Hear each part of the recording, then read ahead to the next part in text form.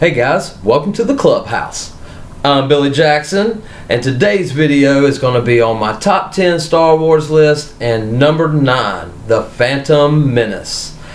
Oh my gosh. Now, when this movie first came out, I loved it. Well, I did not like what I'm getting ready to go into, but I really loved it. But I really think it was just because Star Wars was back.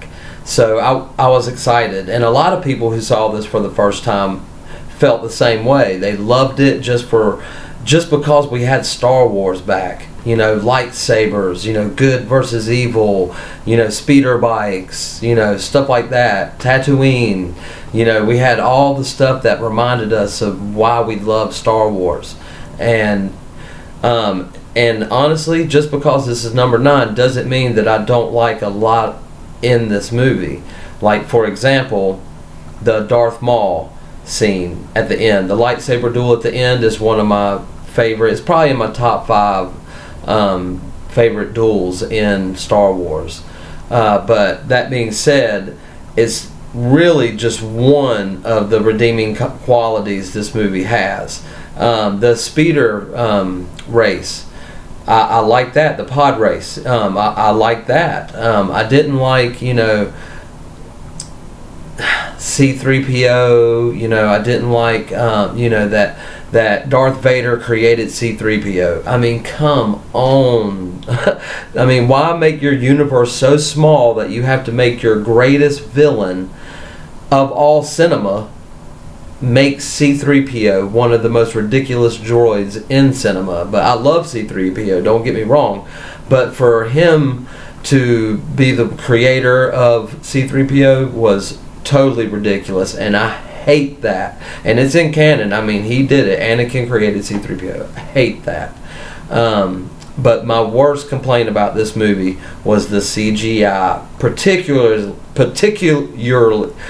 I can't talk today. Particularly Jar Jar Binks. Oh, speaking of someone who can't talk, this whole Misa does this. Oh, no. That was just spitting in my face, I felt like. I mean, come on. What made Star Wars so great, and I said it in the previous video, and I'll say it in all of these videos, that what makes Star Wars so great, especially the original trilogy, is the practical effects. When you start throwing CGI, I mean, it just looks like a real live person is talking to a cartoon. And that, for me, that's not Star Wars.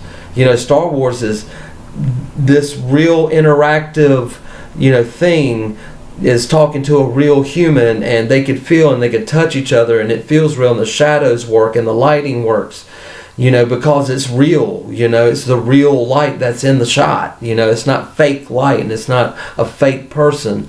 And that's just one of my biggest gripes and biggest complaints about the prequels is the CGI. Now, some CGI is great, like the space battles and stuff like that, and this pod race. Like I said, I enjoyed the pod race, but that CGI done well. When you start doing characters that are interacting with the main plot of the story, like Jar Jar Binks, and you have to continually see him over and over and over again, and it was just making me sick to my stomach. And then all the Gundams were CGI characters, and that was just ridiculous. Now, CGI done well in this movie was the whole underwater thing. I enjoyed that because that was a different kind of world we're seeing in Star Wars, so I enjoyed that. Even though it's a highly CGI scene, it was done well, in my opinion.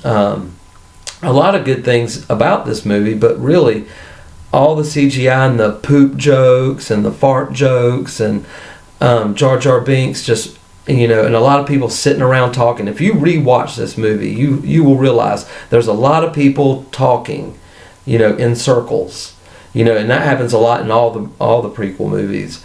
But just try to rewatch it and see how many times that people are just talking politics. And I was interested in the politics of Star Wars. I'm cool with it, but gosh, just don't overload my movie with it. It needs to be about family. It needs to be about, good versus evil, not this love story and thing we're trying to get into. And But anyway, that was my major gripe with this film, was this use of CGI and Jar Jar Binks. I mean, just ridiculous. And Darth Vader creating C-3PO, that just really, really angered me.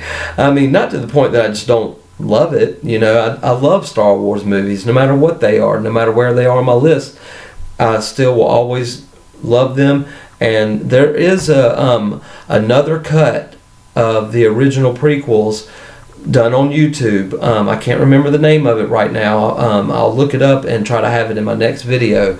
But you can go back and watch the prequel movies cut as a YouTuber himself, you know, edited them and changed the voices. You know, you didn't have any of this, we must change the communique. You know, I just hated all of that stuff. And they were CGI characters too. Some of it was puppetry, but don't get me started. Anyway, try checking out those movies, because it's a lot darker. A lot of Jar Jar Binks is cut out. You know, a lot of the CGI is cut out and edited differently. So watch my next video and I will have the name of those prequel movies. I cannot remember them right now, but I watched them, and I don't think I'll watch the prequels again the way that George Lucas did them. I will do them. I will watch them how this YouTube guy put them together, because it's a lot darker and the story's a lot. The tone of it's different. It's not funny and jokey. It's serious, which Star Wars I think should be serious. Have jokes, have fun, because Star Wars is about having fun, but don't make it ridiculous like another movie coming up on the list. But anyway, that's what I think about Phantom Menace, and that's why it's number 9 on my top 10 Star Wars list. So, that being said, what do you think about Phantom Menace? I know that a younger generation, these were the first Star Wars movies for them, and they love this movie, and they love all the prequel movies, because that's what they grew up on. But I grew up on the original trilogy, that's why it's my favorite. So, you having an opinion about it, positive, if it's your number 1 film, totally understand why it can be. So tell me in the comments below, you know, what do you think about Phantom Menace? Have you seen it lately? And I know, you know, if you saw it in a theater for the first time, you know, about 20 years ago when it came out, you know, I know this nostalgia factor would be like, you know, oh, Star Wars is back, so you may have rated it high because you saw it back then, but rewatch it recently and tell me what you think, because stuff has changed and you have changed. So I challenge people to rewatch these movies to give a more accurate rating for themselves of these movies. Alright, that being said, I'm running way too long, so I'm going to cut it there. Remember to like my videos and subscribe to my channel. And as always, make yourself happy every day. And the only way to do that is to remember, the only thing stopping you is you stopping. Bam!